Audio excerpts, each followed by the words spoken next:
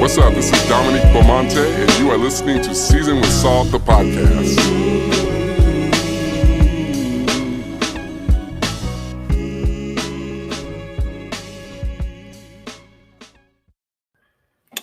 You know what there's a lack of these days? There's a lack of genuine mentorship relationships. And I think a part of the reason why there is a lack of genuine mentorship relationships is because we live in a day and time where there is competition at every level.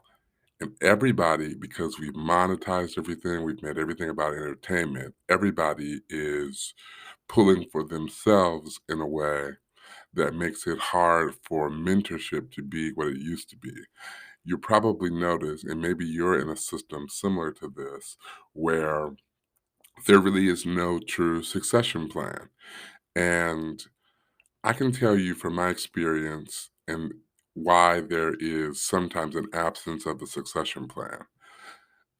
For some strange reason, people feel like a succession plan is in some way um, the way that they experience invalidation for their time, their talent, their investment. And so succession plan means that somebody else is going to come and benefit from what I built. To some people, succession planning means that somebody is going to get more shine than I am after I have positioned them for greatness. And a part of the challenge with that is not just the people in the position to create succession planning, it's the ideology and the mindset of those of us who subject ourselves to mentorship. We allow people to make us feel as though we are better than those who mentor us. We let people tell us, oh, you are so good, or oh, you're next.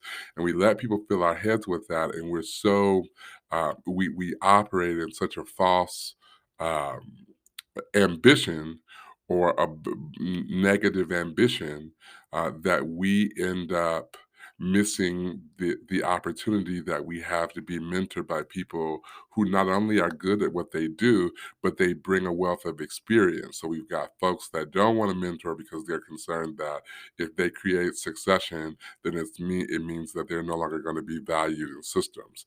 And then you got other people, you got younger people and sometimes middle-aged people and older people who don't avail themselves to be mentored because they think that they are better than the system and or the mentor. So then the question becomes, what do you do? Right? Like what do we do in a world where we need to be affirmed and mentored and coached by people who know what they're doing?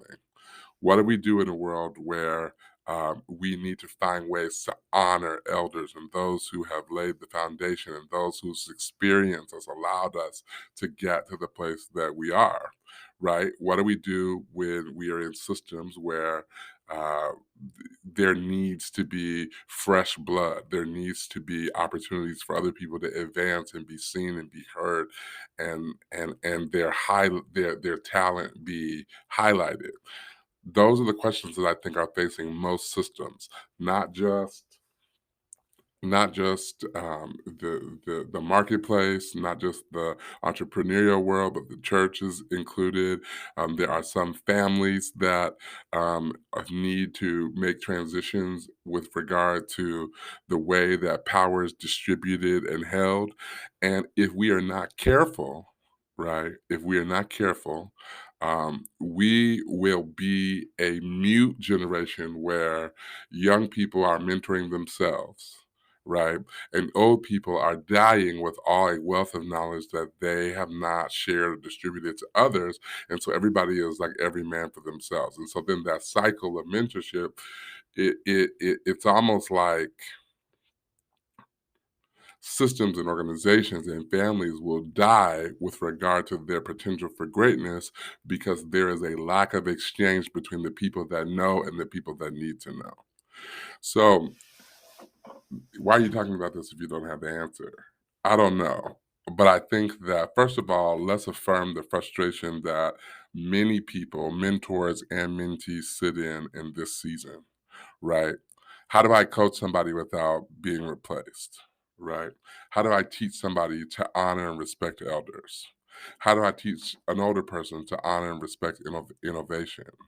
Right? What if there is a new way? What if there's a new way of thinking about something that we have been doing the same way for many, many years? How do I step back and allow someone to shine and coach and make mistakes under my tutelage? So I think the first thing that we have to do is I think we have to pray. I think we have to ask God to e- first, so let's get a Bible example. I think it was Moses that was trying to do everything, and he was called to do everything. He was equipped to do everything. He had God on his side. God was speaking to him. God trusted him. All that was in place, right? Like I mean, nobody would question Moses' authority, his power, and his relationship with God. All that was in place. His father-in-law, Jethro, would look sometimes at him and wonder, how are you going to survive if you end up doing everything yourself? And let me just say that I think that this conversation around mentorship and creating and birthing other leaders and coaching them through seasons where they can grow, I think it's cyclical, but I also think that it's more than just being a good dictator or somebody who gives out assignments. One of the fears that I have, especially with my generation, especially the older part of my generation, no shade to y'all, y'all are 50 and 60, and you have learned leadership because the people who taught you leadership taught you because sometimes they distributed tasks and opportunities to you without telling you how. And so now you are essentially recreating that cycle, right? And so I'm not talking about how to be a good person that passes out responsibilities. I'm talking about how to be how to set a trend for mentorship where the fruit of mentorship is more leaders, more opportunities for people to shine, the carrying of a banner to a new generation or to a new group or die. So Jethro um, sees his son-in-law essentially falling apart, right? You got all these people that God has called you to lead. This is not, Moses, about your capacity to lead. This is not about whether God has called you, whether your election is sure. This is purely and simply about your ability as one human being to carry a full load without the help and support of other people. So Jethro says to his son in law, you need to get other men to help you. And he doesn't just say anybody, he says you need to get men who fear God, who are trustworthy, who aren't dishonest. And then you need to create systems where people can be mentored and cultivated through your leadership in tiers, right? Because you can't lead everybody at once, right? Everybody can see you, but not everybody can be led by you. And because what Moses was trying to do was he was trying to judge everybody, right? He was availing himself to everybody in such a way that it became hazardous to his health and to his well-being. Jethro didn't want that for his son-in-law. So he's like, well, you're going to have to identify people who can stand in front of you and stand behind you, who you can pour into. Because what is the purpose of being Moses, the leader that God calls, if nobody learns how to be the next Moses? I think I'm going to call this episode The Next Moses. So I love Jethro because what he does, and this is in Exodus, the 18th chapter, he visits him in the wilderness, right? And he begins to impress upon him that Just because he can doesn't mean that he should. Um, and I love Moses' answer. So his father-in-law is telling him, like, you don't have to do it all. And Moses in the 15th and the 16th verse starts talking back to his father-in-law in a lot of the ways that we do, right? Moses says, well, the reason why I'm spreading myself thin and the reason why I'm the only person and the reason why I have to be the person is because, people come to me and they want to know what God is saying. And they want to know how to navigate disputes that they're having with one another. And they want me to decide between the two parties, and they know that I know the law of Moses, right? Or they know that I know God's law, right? They know that I will judge wisely in their affairs. So I'm sure Jethro was like, okay, so great. They come to you because you're the leader. But the things that you are describing as far as why they come to you, and this is not even about a because there's some young leaders that don't that are so concerned about people invalidating their leadership that they try to do everything too, right? So I'm not saying that like all old leaders don't know how to distribute responsibility. There's some young leaders that are struggling with this too, right? And so I think that Jethro he he he makes an analysis of the state of Moses, not based on Moses' capacity, but based on Moses' potential with the help of other people, right?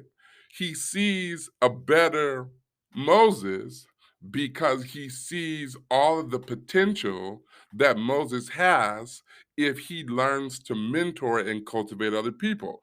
So here's what Moses says. He says, what you're doing is not good. You're going to wear yourself out. They're going to come to you in every affair. And the more that they become dependent on you, they're going to keep coming to you. And this work is too much for you to carry. So Moses says three things. Jethro says three things to his son-in-law. He says, number one, you got to learn how to teach other people. Like, it's one thing to cultivate and to mentor and to talk to them and to judge their affairs, but you have to learn how to teach people to do what you know how to do. Listen, it's not just the burden of young people in this season to be uh,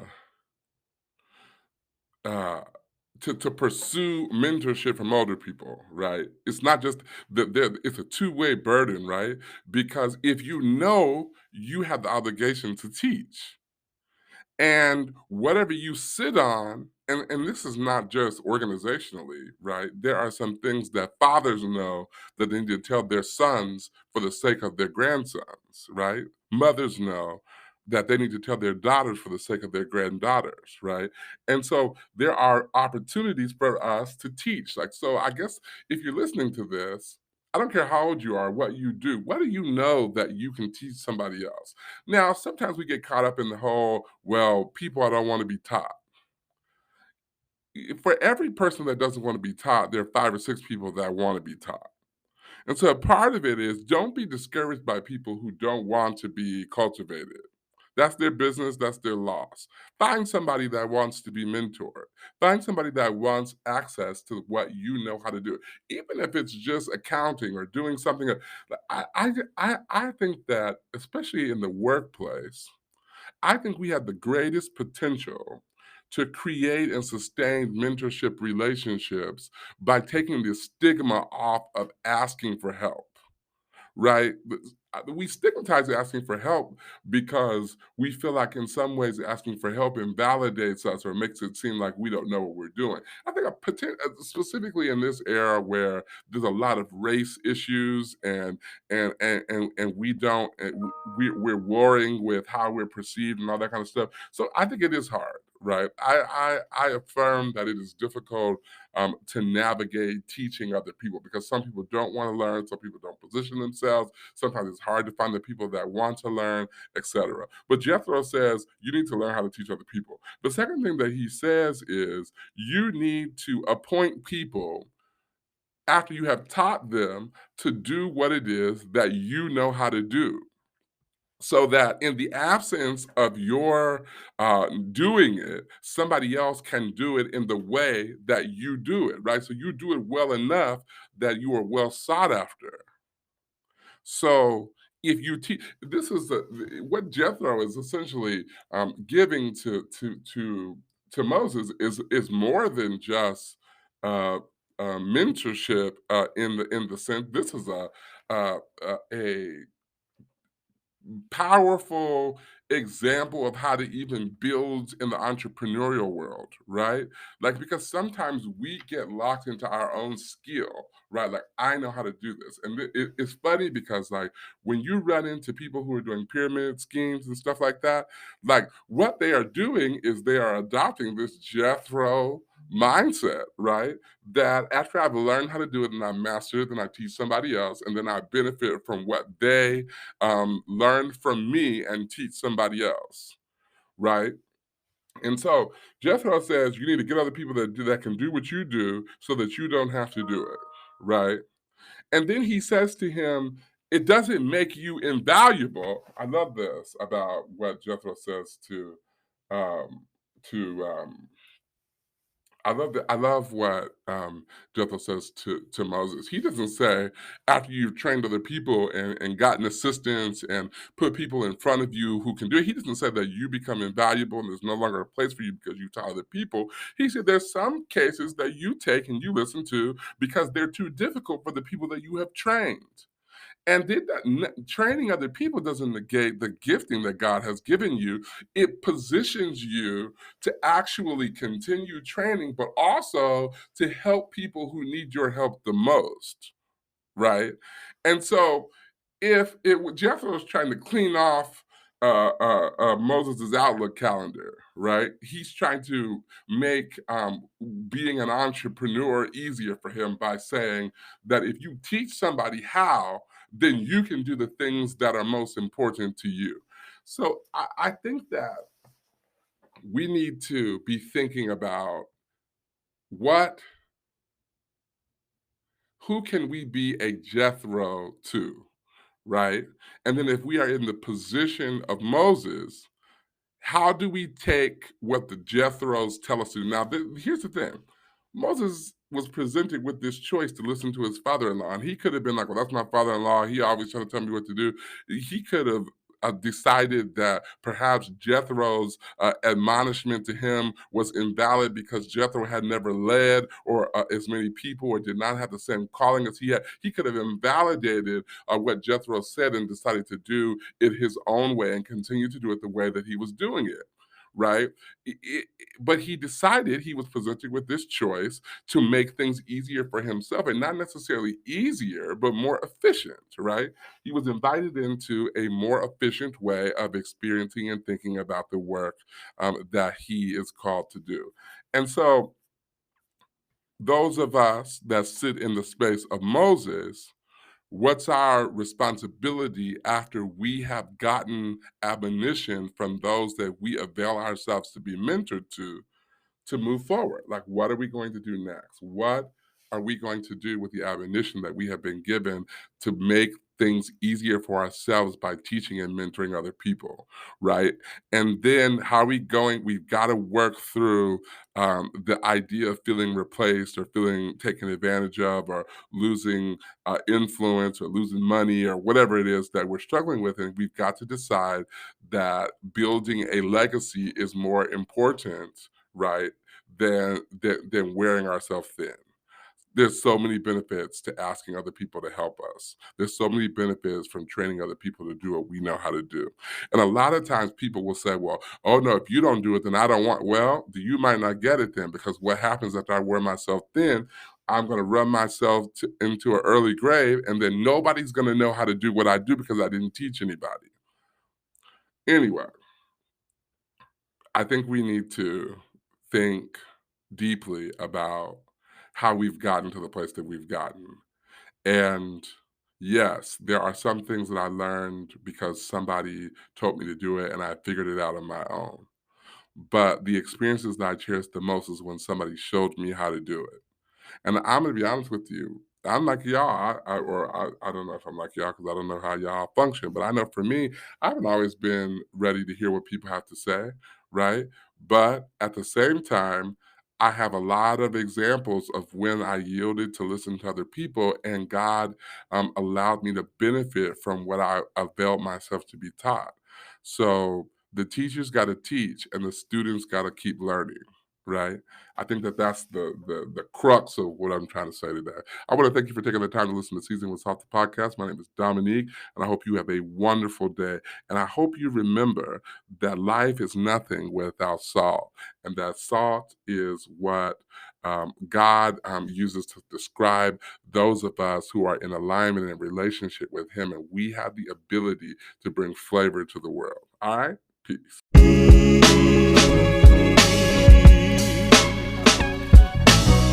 Season with salt, with salt. Season with salt, with salt.